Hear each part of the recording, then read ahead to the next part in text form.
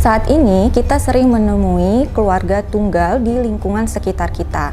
Tantangan dari orang tua tunggal adalah mereka tidak memiliki partner yang bisa berbagi peran dalam pengasuhan, sehingga orang tua tunggal sering sekali cenderung stressful ketika menghadapi ataupun mengurus keluarga mereka.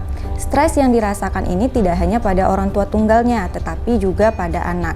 Pada orang tua tunggal, mereka bisa juga merasa kewalahan karena harus mengatur segala hal yang berkaitan dengan pekerjaan, mengurus rumah tangga, dan juga mengawasi anak. Sementara di sisi lain, anak juga biasanya akan merasa keluarganya kurang lengkap dan biasanya merasa bahwa kebutuhan dia baik fisik maupun psikologis tidak terpenuhi karena ketidaklengkapan dari anggota keluarganya tersebut. Setidaknya ada 4 hal yang harus dilakukan oleh ayah sebagai single parent.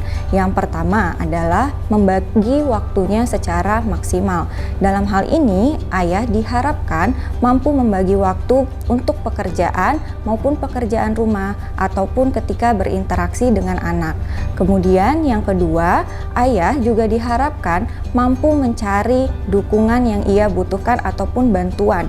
Di sini jika ayah merasa kewalahan dengan tugas rumah, maka ayah dapat mencari asisten rumah tangga. Sementara itu, ayah juga diharapkan memiliki orang-orang yang dapat mendukungnya secara emosional.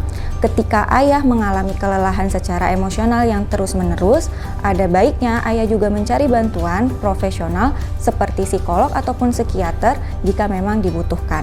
Yang ketiga, ayah juga harus mampu menunjukkan rasa kasih sayangnya kepada anak.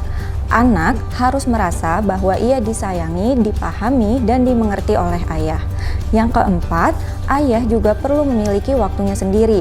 Ayah bisa melakukan kegiatan-kegiatan yang mungkin bisa menimbulkan emosi positif pada ayah. Di sini ayah perlu me time sama halnya seperti ibu tunggal. Tentu saja ayah dengan single parent bisa berperan lebih dalam pengasuhan. Saat ini pandangan terhadap peran pengasuhan tidak lagi terlalu kaku. Artinya stereotip peran ayah tentu bisa dilakukan oleh ibu dan peran ibu juga tentu bisa dilakukan oleh ayah.